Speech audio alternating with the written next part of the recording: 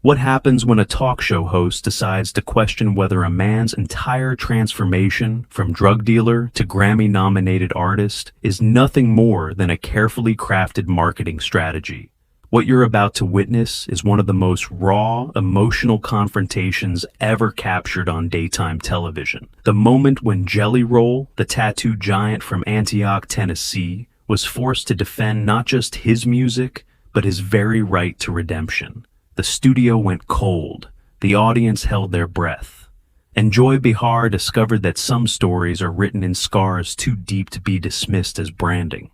Before we dive into this incredible story, make sure to subscribe and drop your thoughts in the comments, because this confrontation is about to change everything you think you know about second chances. The View studio buzzed with a different kind of energy that Tuesday morning. Word had spread through the audience that Jelly Roll was the guest, and the crowd was noticeably different from the usual daytime television demographic. There were women in their 40s and 50s wearing t-shirts with his lyrics. There were men who looked like they had driven through the night to be there.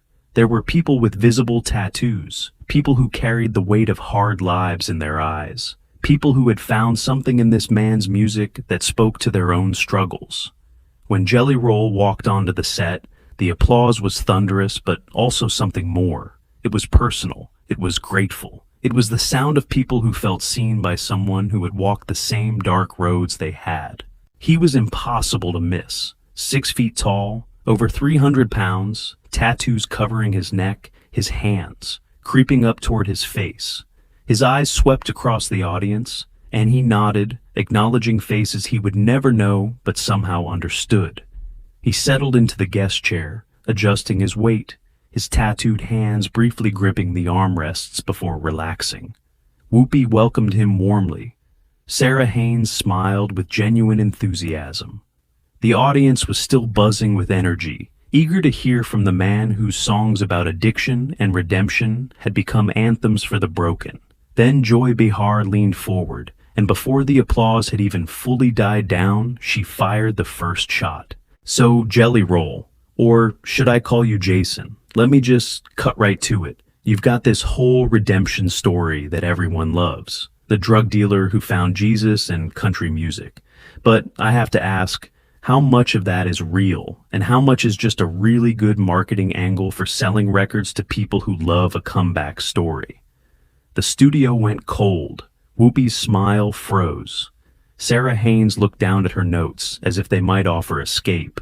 And Jelly Roll, the man who had survived prison and addiction and the streets of Nashville, stared at Joy Behar with an expression that suggested she had just made a serious miscalculation. "I'm sorry," Jelly Roll said, his deep voice carrying that distinctive Tennessee drawl.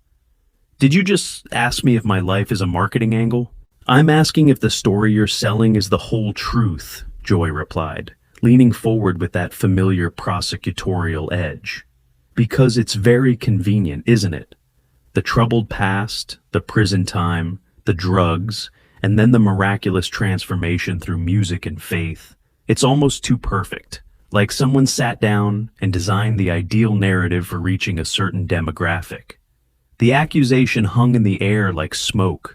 The audience, many of whom had come specifically to see Jelly Roll, shifted uncomfortably in their seats.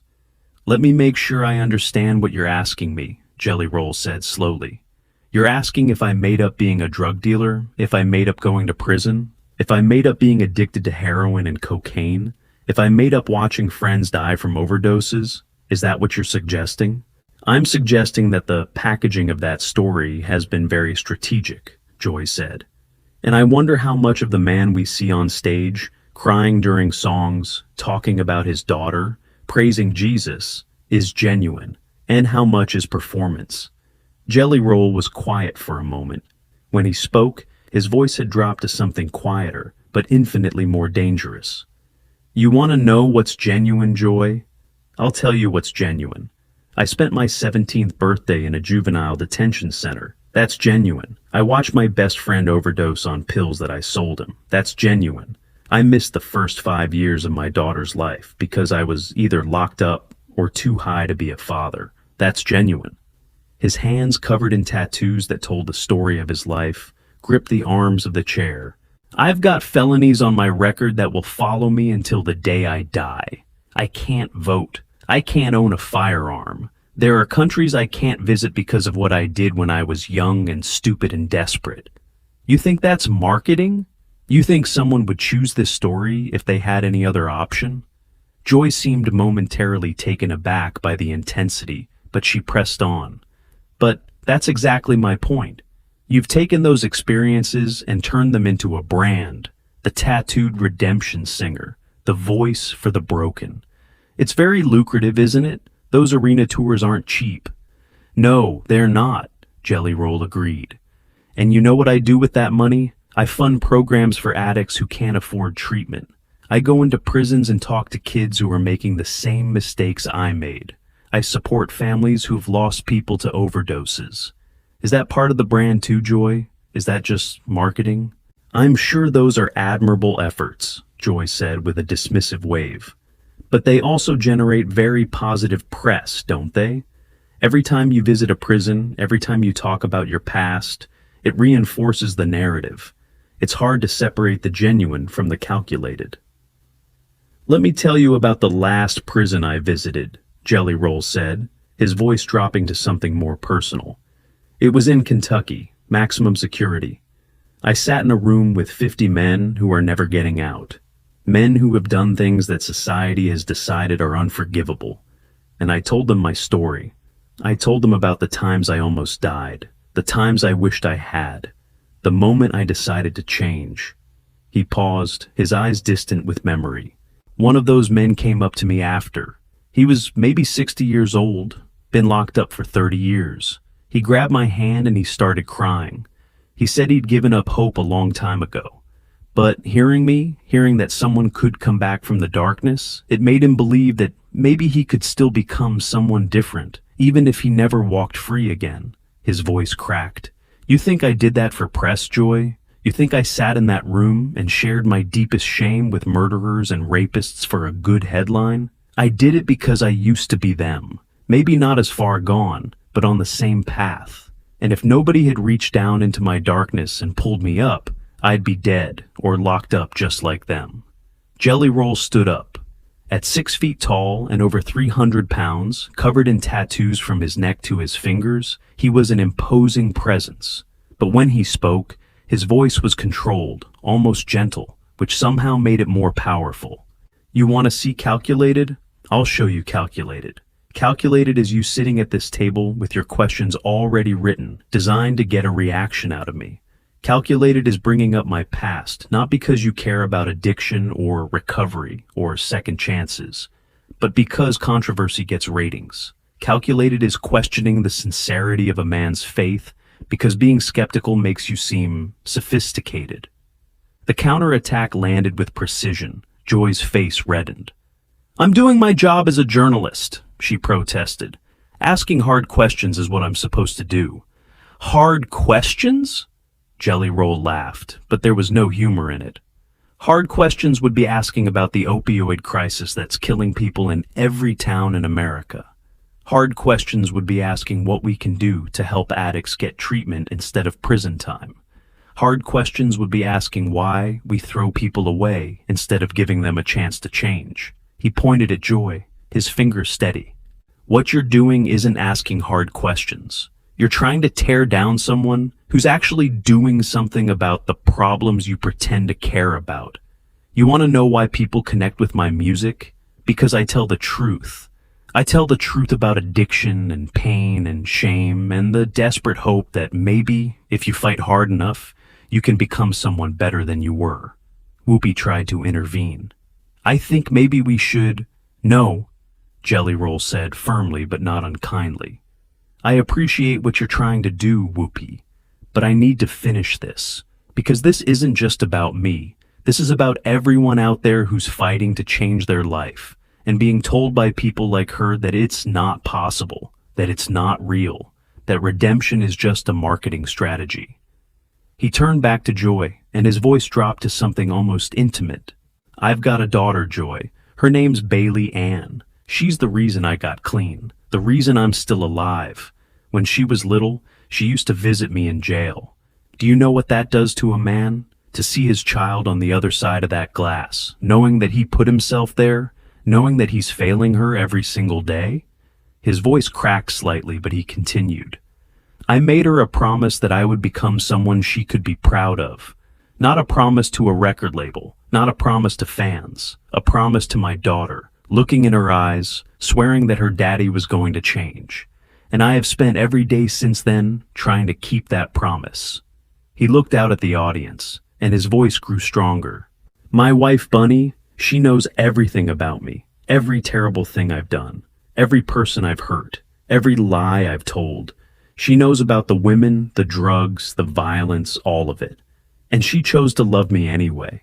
Not because she's naive or because she doesn't know the truth, because she believes that people can change. She's seen me change. She's been there for the hard nights when I wanted to use again, and she held me while I cried instead. His voice was thick with emotion now. That woman has stood by me through things that would have made most people run. She's believed in me when I didn't believe in myself. And you want to tell me that my transformation is just marketing?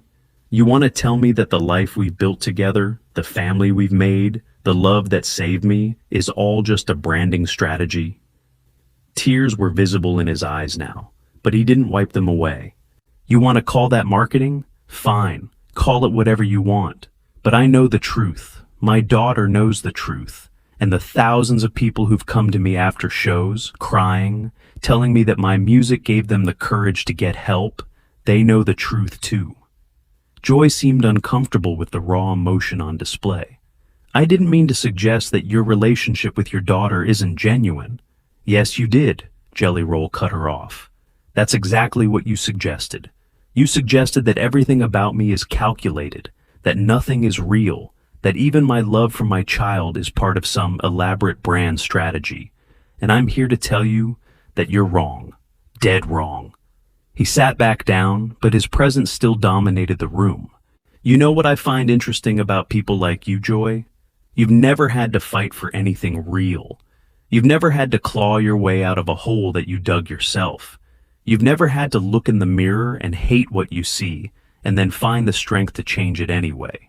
So you don't believe it's possible. You think everyone who claims to have changed is lying because you can't imagine having the courage to change yourself. The observation was devastating in its directness. Joy's mouth opened and closed without sound. Let me tell you something about my past that I don't usually share, Jelly Roll continued. When I was at my lowest, when I was using every day and selling to support my habit, I had a gun in my mouth. I was ready to end it. The only thing that stopped me was the thought of my daughter growing up without a father, even a terrible one. The studio was absolutely silent. Even the cameras seemed to be holding their breath. That's not marketing, Joy. That's rock bottom. That's the moment when you realize you have to change or die. And I chose to change. It wasn't easy. It wasn't quick. It took years of work and failure and getting back up again. But I did it. And now I use my music to tell people that if I can do it, they can too. His voice rose with passionate conviction. Every person in every prison I visit, every addict I talk to, every kid who's heading down the wrong path, I tell them the same thing. You are not your worst mistake.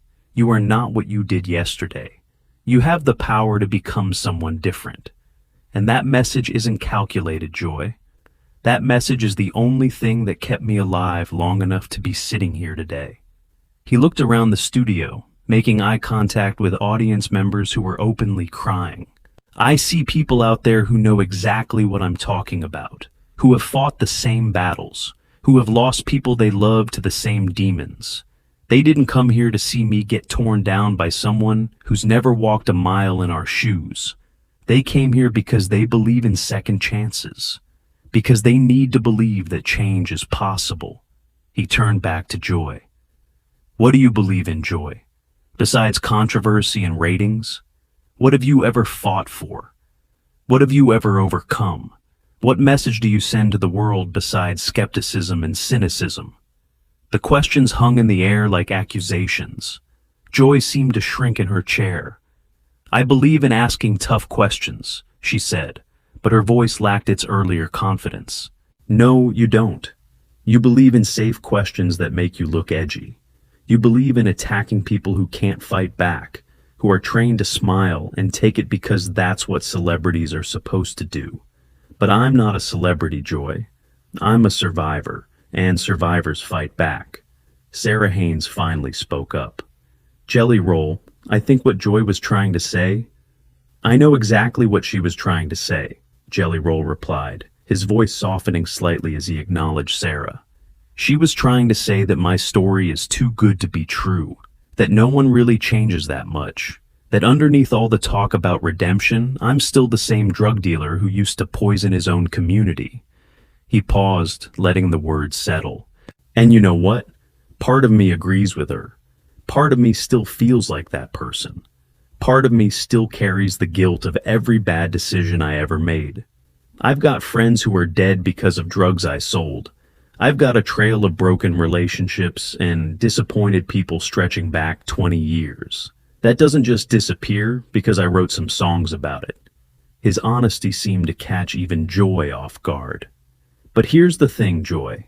Redemption isn't about erasing the past. It's about building something different in spite of it. It's about taking all that pain and shame and turning it into something that might actually help someone else. That's what I do every day. Not because it makes me feel better about myself, because it's the only way I know to make any of it mean something. He turned to look at the audience, and his voice took on a preacher's cadence. I've sat with mothers who lost their children to the same drugs I used to sell. I've looked them in the eye and told them what I did. I've asked for their forgiveness knowing I don't deserve it. And you know what most of them say? They say thank you. Thank you for being honest. Thank you for trying to stop it from happening to someone else. Thank you for not pretending you're better than you are. Tears were streaming down several faces in the audience now. That's what redemption looks like, Joy. It's not pretty. It's not comfortable. It's not a marketing strategy. It's getting on your knees every day and asking for the strength to be better than you were yesterday. It's facing the people you hurt and owning what you did. It's using the worst parts of your story to maybe, just maybe, prevent someone else from writing the same one.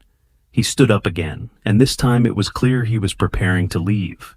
I want to say something to everyone watching who's struggling right now, who's in the grip of addiction, who's locked up and feeling hopeless, who's made mistakes they think they can never come back from. His voice broke with emotion, but carried across the silent studio. You can change. I know it doesn't feel like it right now. I know the voices in your head are telling you that you're worthless, that you'll never be anything different, that you might as well give up. Those voices are lying. I'm living proof that they're lying. It will be the hardest thing you've ever done. You'll fail more times than you succeed. But if you keep fighting, if you refuse to give up, you can become someone you never thought you could be. He looked at Joy one final time. That's the message I carry every day of my life. That's why I tell my story. Not for marketing, not for money, but because somewhere out there is someone who needs to hear it. Someone who's holding a gun the way I once did, trying to decide whether life is worth living. And if my music, my story, my willingness to be honest about where I came from can convince even one person to put that gun down, then everything I've been through was worth it. He wiped his eyes with the back of his tattooed hand. You asked me if I'm genuine. Here's my answer. I've been more honest with the world about my failures than most people are with their own families.